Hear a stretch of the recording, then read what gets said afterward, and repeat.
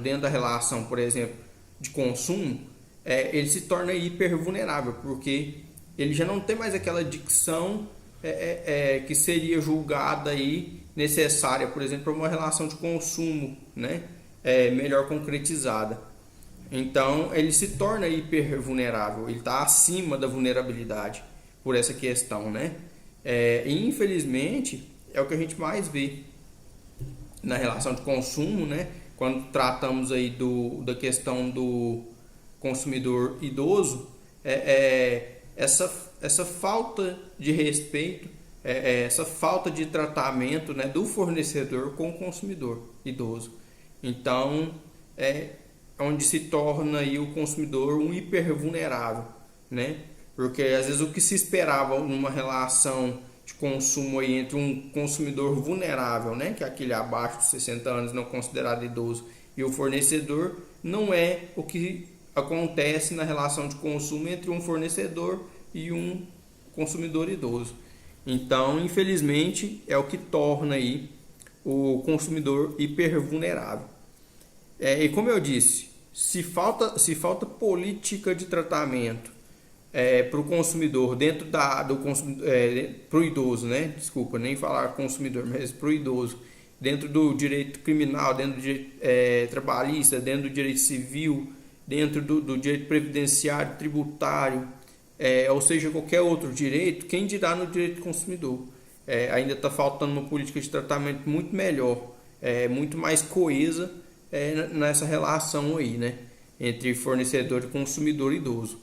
Então, assim, deveria ser sim, implementada uma política, digamos assim, uma política de estudo, de orientação para os fornecedores, para que esses venham se conscientizar melhor, né? Nessa relação de consumo, né? Para que venham tratar o consumidor idoso com um pouco mais de respeito e de presteza aí, né? Para que os consumidores idosos não passem por situações constrangedoras, até mesmo aí de digamos assim, uma questão de passar a perna, né, por parte do fornecedor aí, por assim dizer, no linguajar mais claro aí, uma questão de tomar um golpe aí, né, por parte do fornecedor, o que a gente também vê, infelizmente, o fornecedor de serviço ou produto se aproveitando da situação por ser um idoso e de certa forma aí, por exemplo, a venda casada, que é tratada dentro do direito do consumidor, a questão aí da publicidade enganosa. Então nós vemos isso acontecer. Eu fui operador, como eu já disse em outras vezes aí, outros vídeos, e quando eu me apresentei aqui no Instagram para vocês, eu fui operador do Procon aqui de Araxá por 2 anos, né? Fui estagiei lá por 2 anos e vi muitas situações dessas, né?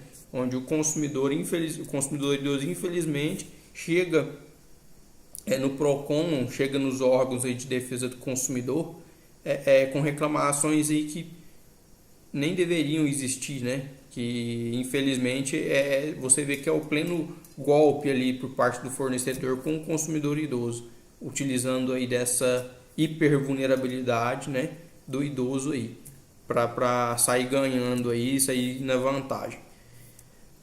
Então o que acontece? Como eu disse para vocês, falta um pouco dessa política de tratamento, né? Para essa parte aí. E quando a gente fala no Estatuto do Idoso, gente, como eu disse, ele seria como uma segunda Constituição Federal no Brasil, sabe? Porque ele defende a parte do idoso com uma força muito grande. Porém, falta essa política de conscientização. Infelizmente, falta isso aí. Eu até então vejo vários eventos aí e muitas coisas, e até hoje até um momento assim, pouquíssimos eventos que relacionam aí o Estatuto do Idoso, né? Infelizmente. Então, assim, deveria ter uma política melhor de tratamento para essa questão do idoso. Uma outra questão assim que nós devemos aí trabalhar, né? Porque nós temos aí várias proteções do idoso, tanto da Constituição Federal, o Estatuto do Idoso por si só, como eu disse, né? A questão da proteção da dignidade da pessoa humana, que é estabelecida no Estatuto do Idoso também, que é essa proteção, né, acima dessa hipervulnerabilidade que é criada aí, né, que é adotada aí por parte do idoso e quando ele se torna idoso, né? E então, assim, nós vemos muitas proteções, mas nós vemos pouca prática de realmente colocar essas proteções aí na prática mesmo e fazer prevalecer esse direito aí do idoso, né? É porque ele tem a mesma forma, a questão da proteção da dignidade humana que qualquer um de nós temos, o idoso tem. Então isso é irrelevante falar, né? Não tem porquê, nem questionamento quanto a isso aí. O tratamento do idoso, ele deve ser da mesma forma, né? Além com respeito acima, né? Como qualquer outra pessoa aí, né? Então, assim, com qualquer outro ser humano. Então, o que acontece?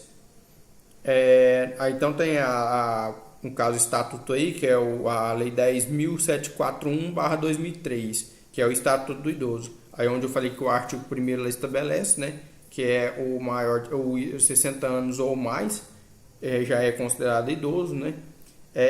Nós temos aí a Constituição Federal, né?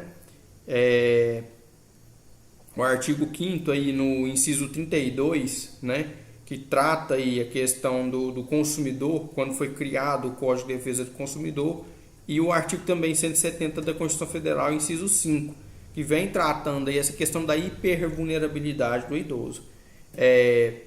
Então, assim, você vê uma política de tratamento, eu nem digo uma política de tratamento, você vê uma proteção muito grande nessas leis, na Constituição Federal e tudo mais.